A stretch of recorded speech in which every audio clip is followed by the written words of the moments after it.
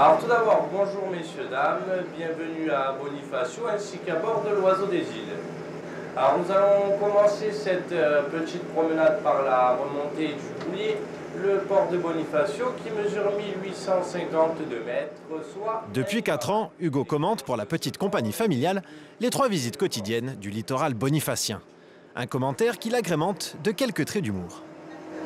Alors messieurs, dames, sur la gauche du bateau, à ras de l'eau, vous avez aussi un bel exemple de la misère humaine dans le monde. Hein. Ah, et il faut dire la vérité, hein. Ça c'est plein de pauvres gens. À l'approche de l'été, ces yachts gigantesques envahissent les ports corses. L'île est un écrin pour les gens fortunés. Chaque été, il n'est pas rare de croiser sur un quai ou au détour d'une rue des stars françaises ou américaines. À l'instar de la superstar du basketball, Magic Johnson, l'acteur féru de piraterie Johnny Depp ou encore l'actrice Angelina Jolie. Dans les hôtels de luxe, les établissements de nuit ou sur leur yacht, les stars consomment la Corse sans modération. Et nous allons vous faire découvrir les endroits incontournables pour les célébrités qui font escale sur l'île de beauté.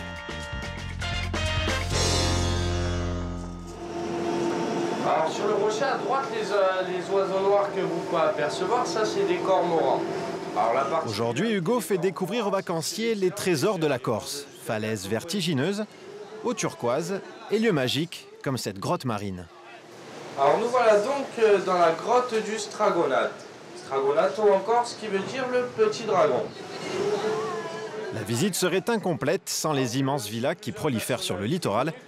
Hugo connaît bien leurs propriétaires. Le prince Victor Emmanuel de Savoie, Caroline et Stéphanie de Monaco. Vous voyez, c'est bien fréquenté ici. Hein. Mais pour croiser les célébrités, le mieux, c'est encore de se rendre dans ce genre d'endroit. Un hôtel de grand standing sur les hauteurs de Calvi. Dans cet établissement 5 étoiles, l'un des plus luxueux de l'île, tout est fait pour séduire les clients fortunés. Spa, cours de tennis, mais surtout, vue imprenable sur la baie de Calvi.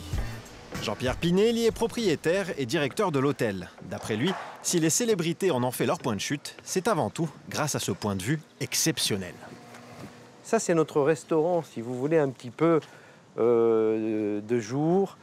Et allez, je vais l'appeler le petit établissement de plage dans l'arrière-pays, puisque ça permet aux familles, aux gens qui sont à la piscine, de venir déjeuner le midi, dîner le soir, surtout avec cette vue sur la citadelle et sur la mer. C'est un des spots méditerranéens, je le pense, à forte valeur ajoutée. Si vous voulez vous réveiller face à cette fameuse citadelle, il vous en coûtera au moins 500 € la nuit en haute saison. Mais au-delà du luxe, ici, on joue aussi la carte de l'authenticité. Pour preuve, les plats élaborés par Sébastien Sévélec, le chef étoilé de l'hôtel. Sa mission, séduire les stars jusque dans l'assiette avec des produits locaux d'exception. Petite démonstration. Donc là, on va faire un chapon braisé à la façon méditerranéenne. Tomates, ail, basilic, olive, huile d'olive. Vraiment, on va rester sur le produit. Ce poisson de roche, aussi appelé rascasse rouge, est réputé pour sa chair ferme et très savoureuse. Il est tellement frais qu'il est bien ferme. La recette est toute simple, faire dorer le poisson, ajouter de l'ail, des tomates cerises et quelques olives noires. Un petit peu de vin blanc. Et au four. Pendant 20 minutes au four. Voilà. Une fois sorti du four, le poisson est nappé avec la sauce. Envoie la bouteille de Marchigliani, là. La touche finale, de l'huile d'olive, corse, bien évidemment. Et voilà, chapon braisé façon méditerranéenne. Une recette efficace qui a fait succomber des stars par le passé. Johnny Hallyday, Monica Bellucci et Vincent Cassel, parmi tant d'autres. Mais avant de passer les pieds sous la table, elles croisent toutes Frédéric.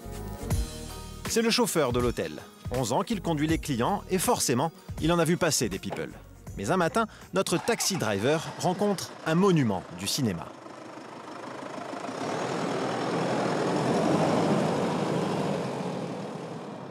Robert De Niro, ça a été, en fait, ils sont venus ici pour faire le plein de leur bateau.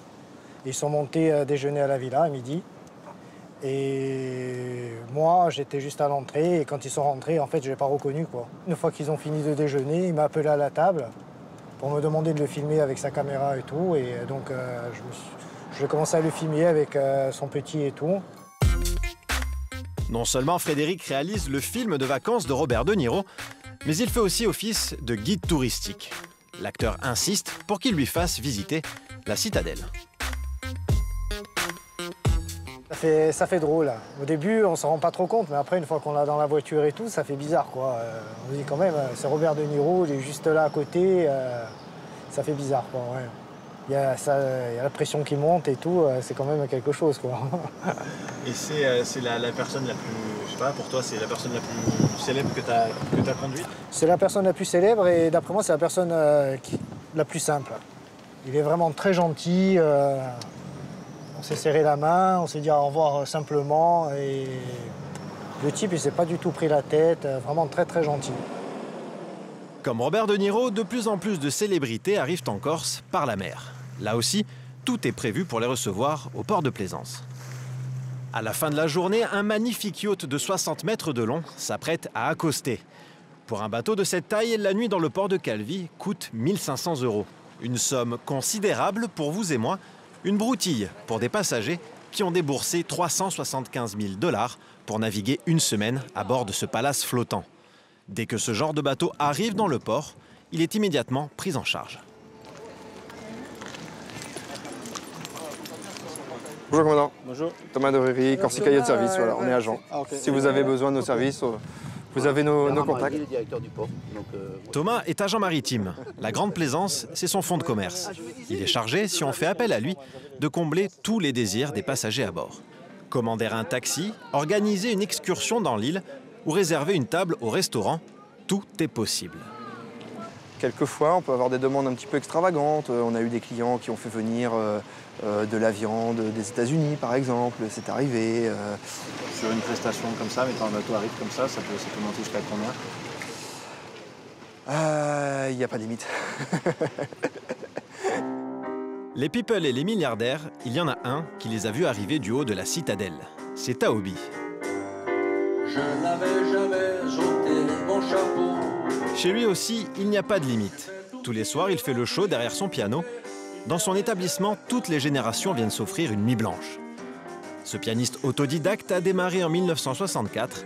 Il a accompagné Michel Sardou et s'est lié d'amitié avec les plus grands chanteurs français. Depuis près de 50 ans, ils sont tous venus chez lui. Quand il venait en vacances, il venait ici, il chantait. Et vous faisiez le bœuf ici? Ah ben bien sûr, oui. Et un soir, il y a une anecdote, c'est Hallyday qui est venu chanter, il était en bateau ici. Et le soir, il a chanté ici avec moi.